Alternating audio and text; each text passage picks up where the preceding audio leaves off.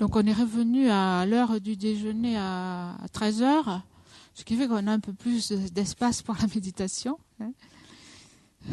Sinon, il faut aussi la coincer avant 1h15. Donc ça, c'est une bonne nouvelle. On va essayer quand même de ne pas dépasser l'heure. Sinon, au niveau pratique, oui. On avait affiché une révision pour cet après-midi, mais en fait, on va avoir des groupes de discussion qui sont réservés aux étudiants du PEBA qui sont inscrits. Ouais.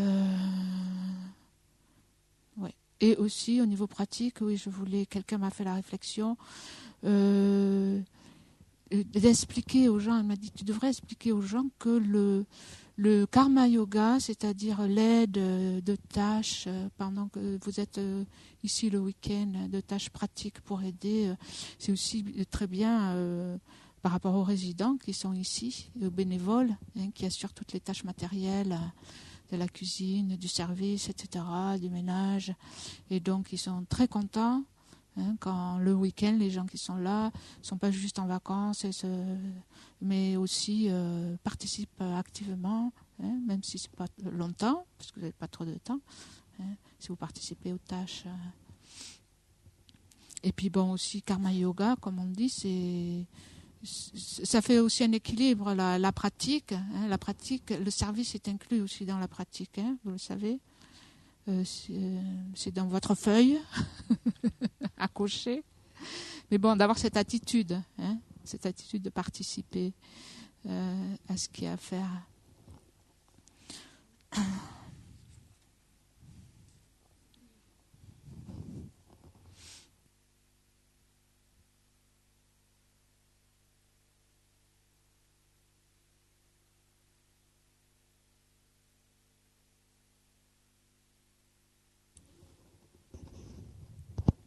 Nous pouvons commencer juste par nous asseoir. Donc avec le dos droit. Le point le plus important de la posture, si vous pouvez vous asseoir avec le dos droit. Et juste garder votre attention sur la respiration pendant 1 ou 2 minutes avant de commencer.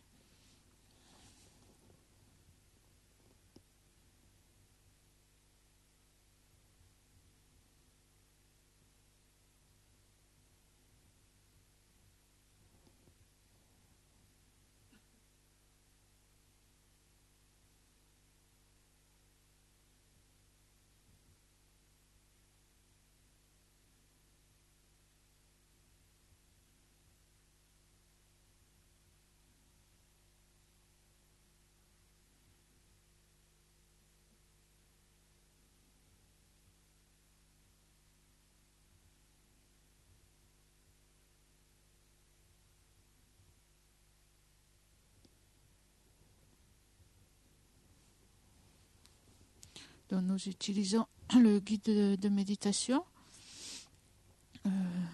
comme d'habitude.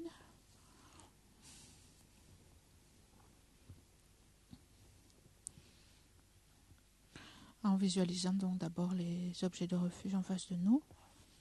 Donc au moins le Bouddha qui regroupe tous les objets de refuge. Jusqu'à l'éveil, je prends refuge dans le Bouddha, le Dharma et la communauté suprême, la Sangha. Jusqu'à l'éveil, je prends refuge dans le Bouddha, le Dharma et la communauté suprême, la Sangha. Jusqu'à l'éveil, je prends refuge dans le Bouddha, le Dharma et la communauté suprême, la Sangha.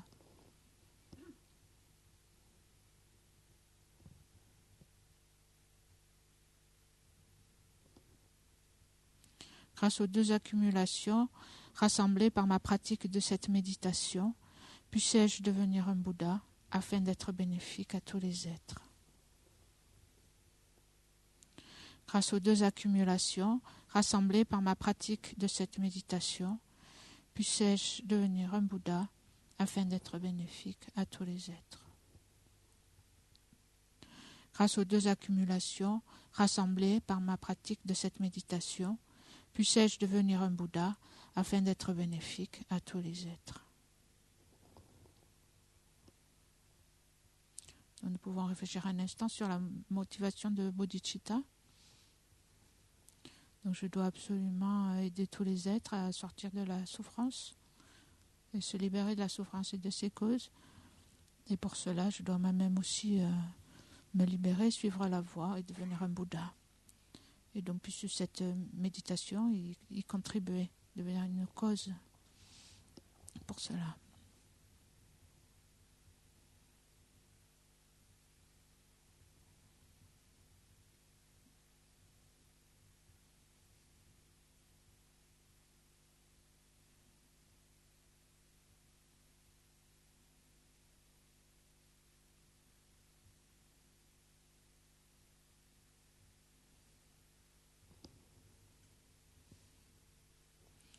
Donc nous offrons la prière à cette branche. Avec respect, je me prosterne par le corps, la parole et l'esprit. Je présente des myriades de toutes sortes d'offrandes, réelles et imaginées.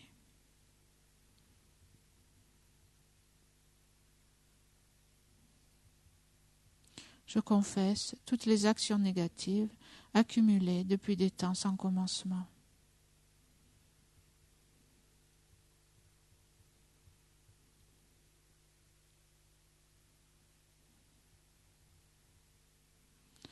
Et je me réjouis des mérites de tous les êtres saints et ordinaires.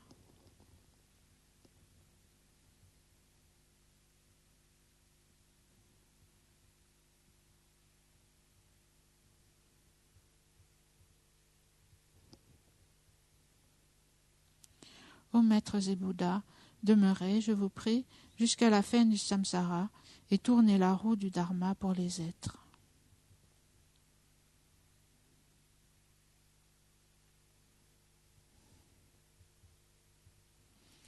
Mes propres mérites et ceux de tous les autres, je les dédie à l'éveil suprême.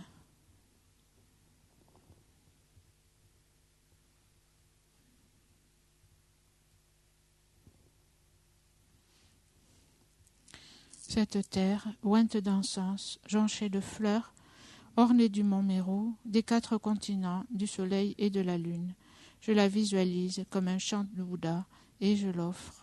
Puissent tous les êtres jouir de cette terre pure.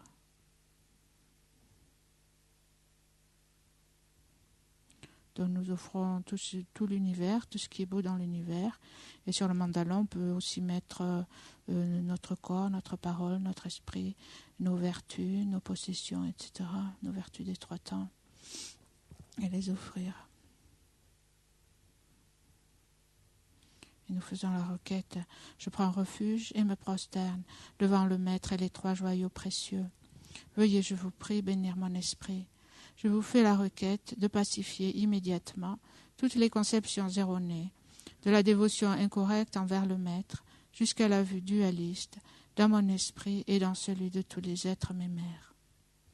Je vous fais la requête de susciter dans mon esprit et celui de tous les êtres mémères toutes les réalisations correctes, de la dévotion au Maître jusqu'à l'éveil. Je vous fais la requête de pacifier tous les obstacles intérieurs et extérieurs qui entravent le développement de l'intégralité de la voie graduée vers l'éveil, dans mon esprit et dans celui de tous les êtres mémères.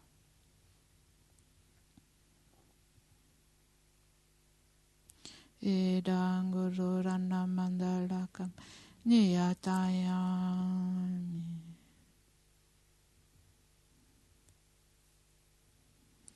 Précieux et glorieux Maître Racine, veuillez demeurer sur le lotus et le disque de lune au-dessus de ma tête. Dans votre grande bonté, veuillez me guider et m'accorder les réalisations de votre corps, de votre parole et de votre esprit. Veuillez me guider et m'accorder les réalisations de votre corps, de votre parole et de votre esprit.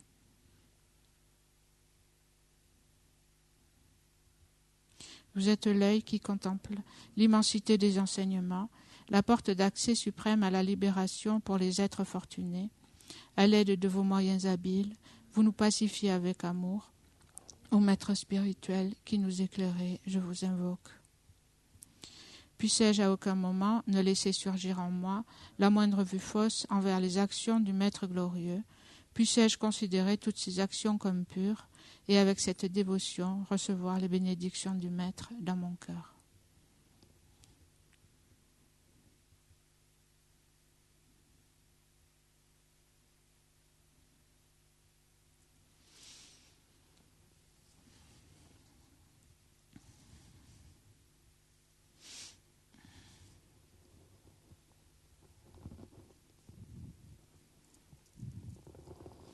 On peut reprendre un peu la respiration, si vous voulez, pour calmer l'esprit, pour rendre l'esprit plus clair. Portez votre attention sur donc la respiration, ou les sensations du corps, ou la respiration, plus particulièrement, pendant 2-3 minutes.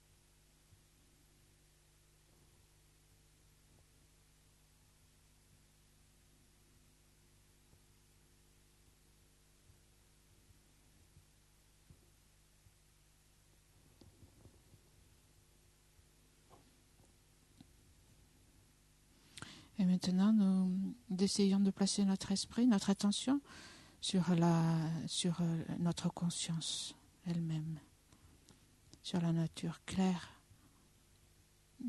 et pure, lumineuse de notre esprit. En fait, la conscience, c'est en fait tout ce dont nous faisons l'expérience en ce moment.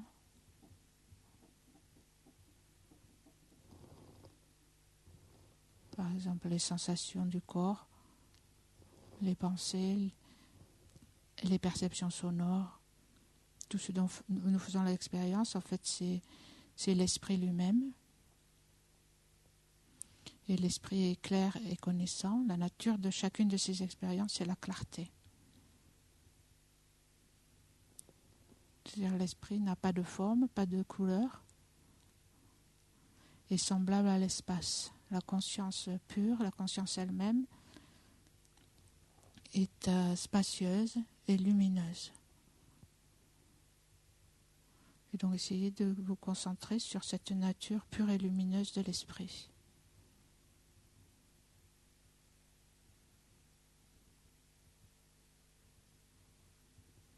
Et donc au début, si on ne trouve pas cette clarté, de l'esprit, qui est en fait sa nature conventionnelle. Si on n'arrive pas à la trouver, à savoir ce que c'est, on peut méditer sur une image mentale. Une image mentale en visualisant, par exemple, l'espace, ou comme un ciel clair. Donc la conscience, c'est pas l'espace, c'est un phénomène différent. Mais vous pouvez donc vous aider d'une image. On dit la conscience, on peut l'apercevoir entre les pensées, par exemple. Entre les pensées, il y a un espace, et c'est là qu'on voit la conscience claire. En fait, toute pensée, même de nature, par nature, toutes les pensées, leur nature, c'est la conscience claire. Mais on peut utiliser donc l'image d'un ciel parfaitement clair et sans nuages. Vous pouvez vous imaginer par exemple au sommet d'une colline et voir le ciel grand, clair, et vous concentrer sur ce vide sans obstruction. Et donc la nature de votre esprit est semblable à cet espace dégagé. Essayez de l'observer. Et si des pensées surgissent, vous ne réagissez pas, vous ne les suivez pas, vous ne les rejetez pas. Vous vous rappelez qu'elles sont claires et sans substance et vous revenez à la clarté de l'esprit. On fait ça pendant 5 minutes.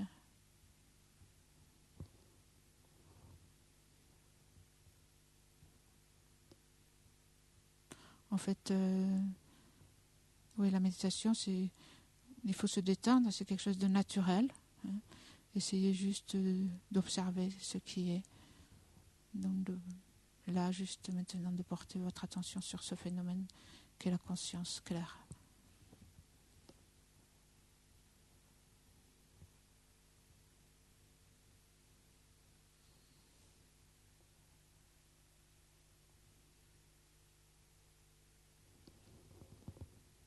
Et si tout ce qui se passe, ce sont des pensées, essayez de ne pas réagir aux pensées, de ne pas les suivre, ni les rejeter.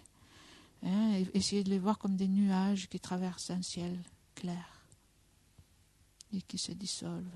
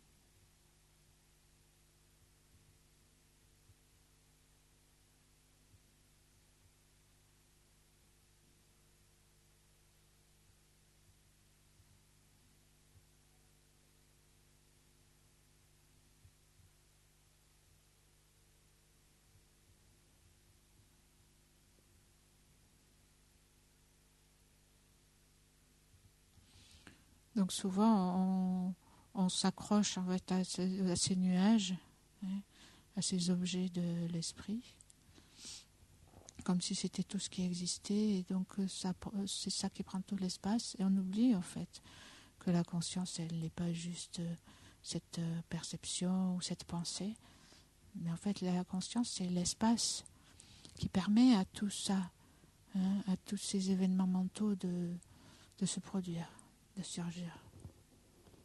Donc on essaie plus de s'identifier avec l'esprit comme le ciel, plutôt qu'avec les nuages ou les avions, ceux qui passent dans le ciel.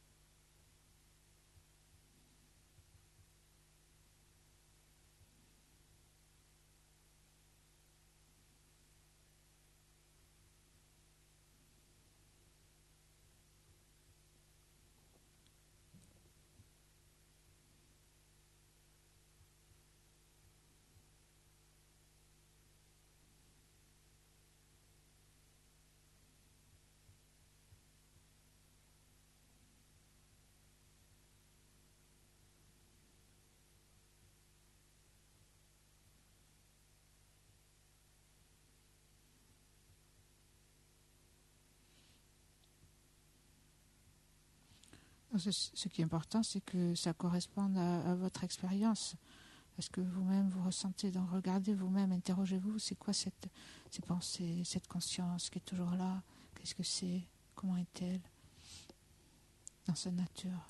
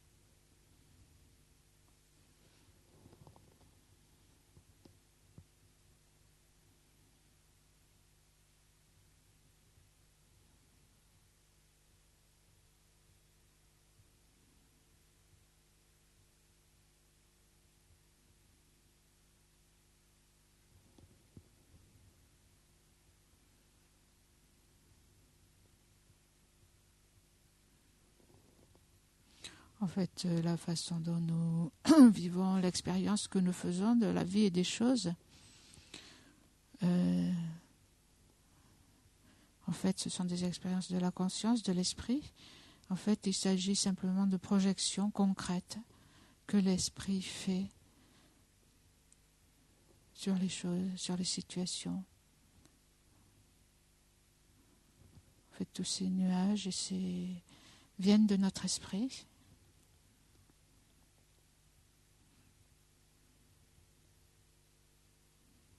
En fait, notre expérience est faite de ces projections, de la façon dont nous interprétons et dont nous jugeons les choses, nous jugeons nous-mêmes, nous jugeons les autres, nous jugeons nous-mêmes,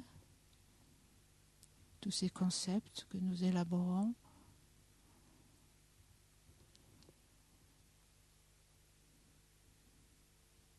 Et donc ce genre de méditation, c'est bien d'essayer de se familiariser avec ce genre de méditation pour un peu adoucir et se distancier de ces projections. Voir qu'en fait toutes ces projections concrètes ne sont pas si concrètes. Tout ce qui existe à l'extérieur.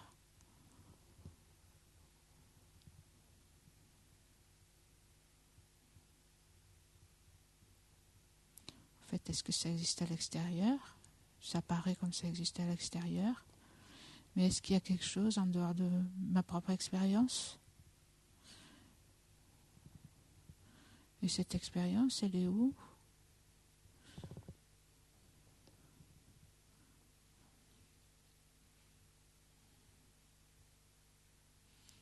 Donc c'est bien d'essayer de méditer, reconnaître la nature claire de l'esprit et de voir qu'en fait tout ce dont je fais l'expérience dépend de mon esprit.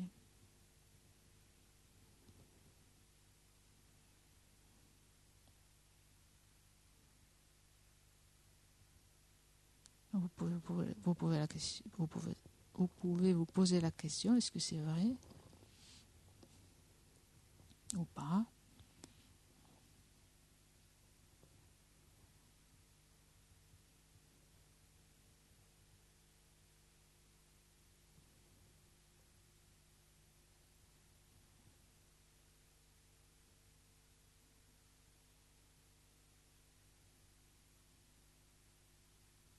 Justement, c'est intéressant parce qu'on a aussi étudié les différents types de conscience, sensorielle, mentale, etc. Les facteurs mentaux, les consciences principales.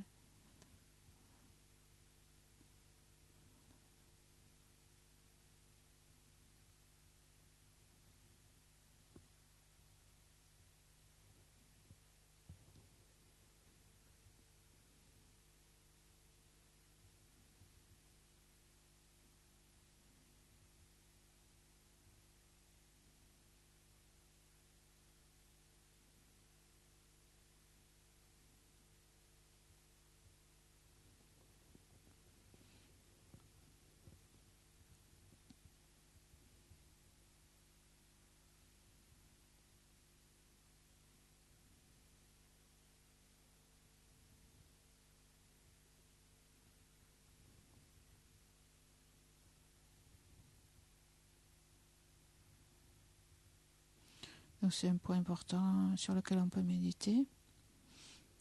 Donc, un autre point important,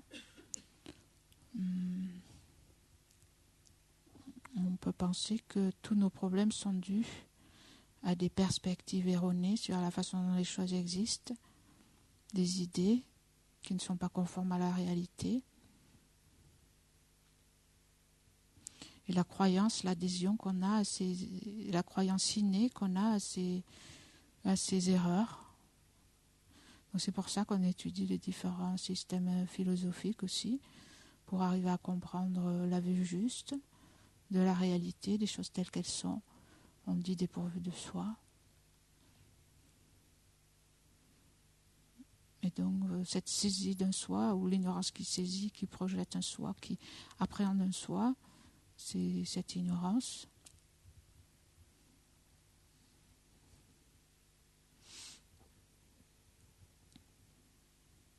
Et donc en fait on va chercher une sagesse qui va comprendre la réalité. Donc on essaie de... La sagesse, c'est ce qui comprend la réalité. Et tous nos problèmes en fait viennent du fait que nos vues, nos perspectives sont à l'opposé de la réalité. Et que nous y croyons.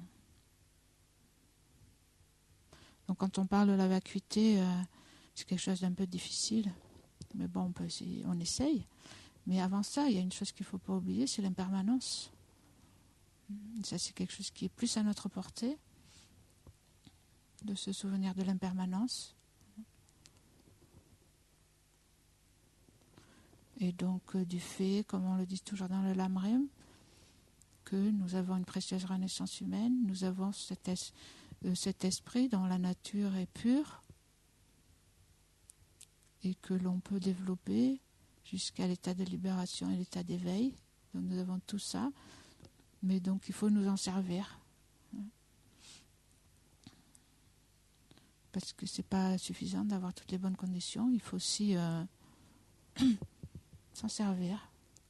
Et qu'est-ce qui est indispensable pour nous mettre sur la voie, pour s'assurer qu'on va bien s'en servir, c'est la méditation sur l'impermanence et la mort. Et donc, c'est quelque chose d'indispensable si on veut pratiquer. Il n'y a pas de pratique du Dharma si on oublie, comme on a peut-être tendance à le faire, que notre existence a une limite, a une fin, cette existence précieuse.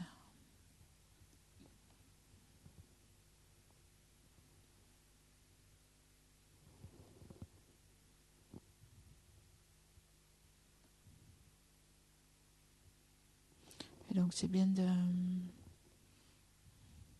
d'avoir le courage de faire face à la réalité.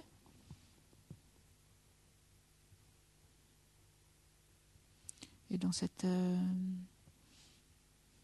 conscience de l'impermanence et de notre mortalité, donc ça c'est l'impermanence grossière. C'est encore plus facile à voir, on voit partout la mort. On voit des gens qui meurent. Le tout c'est d'arriver à l'appliquer à soi-même. Et grâce à cette compréhension, c'est de là aussi, c'est ça qui va nous aider aussi à comprendre la vacuité. Ça va nous aider à développer le renoncement. Ça va nous aider aussi à développer la bodhicitta. Donc c'est quelque chose, on ne peut pas faire l'impasse.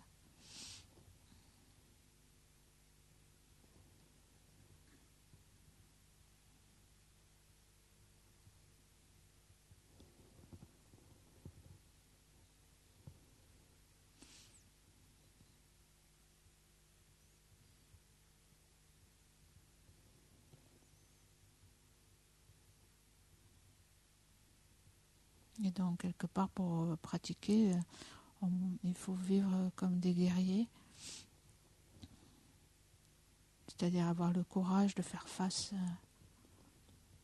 aux choses qui peuvent nous faire peur. Et donc on essaye, pour méditer sur la mort, donc c'est quelque chose qu'il faut essayer de faire d'habitude, hein. Soit utiliser l'imitation du lamrim, ou alors juste donc se mettre en situation, essayer de faire vraiment venir la prise de conscience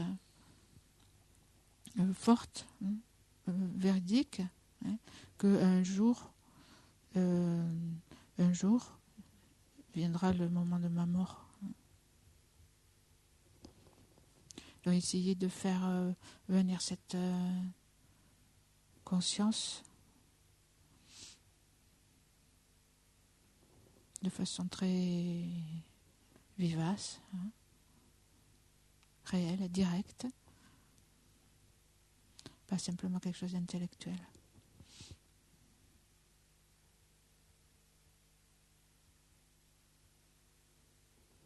De sentir vraiment avec vos tripes que c'est une réalité. À un moment donné, ce sera le moment de ma mort. Et donc vous pouvez faire ça en vous représentant par exemple une situation où vous dites dans le futur, soit dans les jours qui suivent, ou les mois, ou les années, et vous représentez qu'est-ce que vous êtes en train de faire et qu'est-ce qui se passe. Si vous voulez, vous pouvez faire ça. Imaginez la situation avec beaucoup de détails. Et arriver donc à cette sensation que c'est le moment où vous devez tout quitter. Vous devez quitter votre vie, vos biens, vos proches, votre corps, votre nom, votre statut, tout.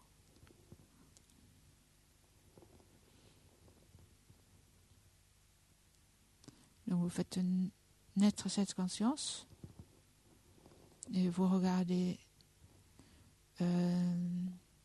quelles sensations viennent, quels sentiments s'élèvent, qu'est-ce que vous ressentez. Et ensuite, vous vous posez la question, qu'est-ce qui est important dans ma vie? Donc il nous reste quelques minutes, si vous voulez. On peut essayer de faire ça. Et si vous trouvez difficile, évidemment, il faut d'abord essayer d'avoir soi-même cette sensation, hein. Donc si vous êtes habitué à la méditation sur la mort, c'est facile, sinon c'est peut-être difficile. Et si vous n'y arrivez pas, vous pouvez penser, par exemple, à la mort d'un proche, à la mort de quelqu'un d'autre.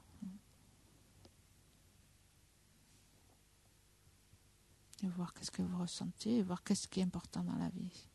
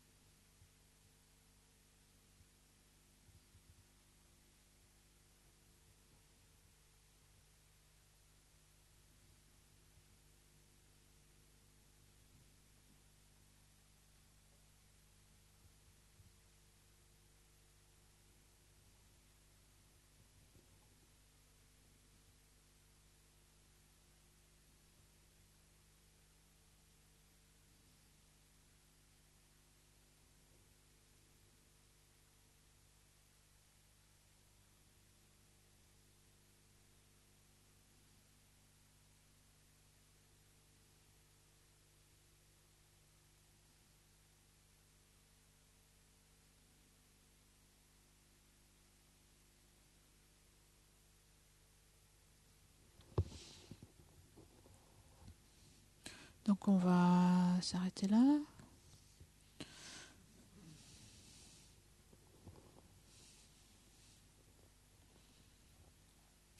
Et donc on peut dédier l'énergie positive de cette méditation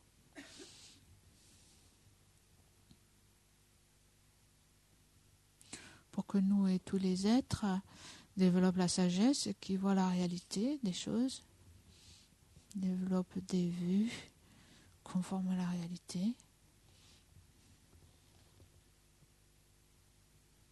qui vont en fait nous libérer de tout ce qui nous enferme dans ce cycle de souffrance, pour aider tous les êtres à en faire de même.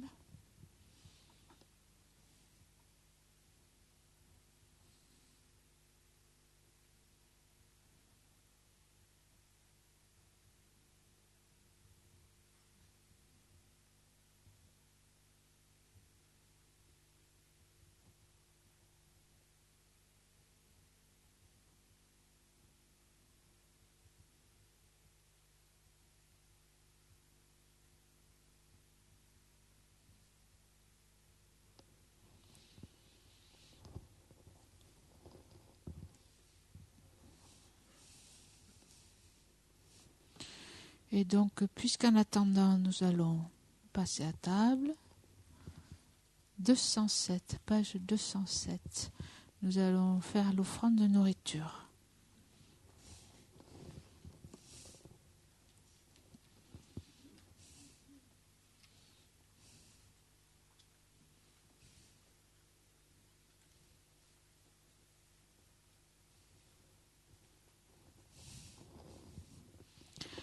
Om Aho, Om Aho, Om Aho.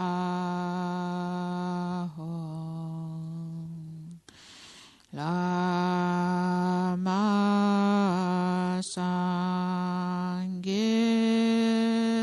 Lama Chöte Shin Lama Gendunte Kongi Je Polama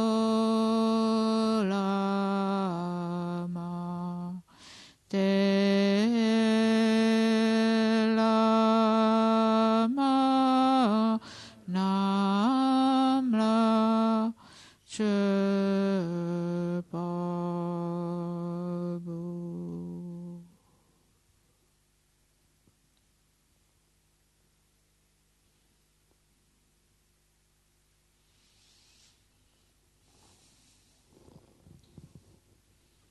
Merci, bon appétit.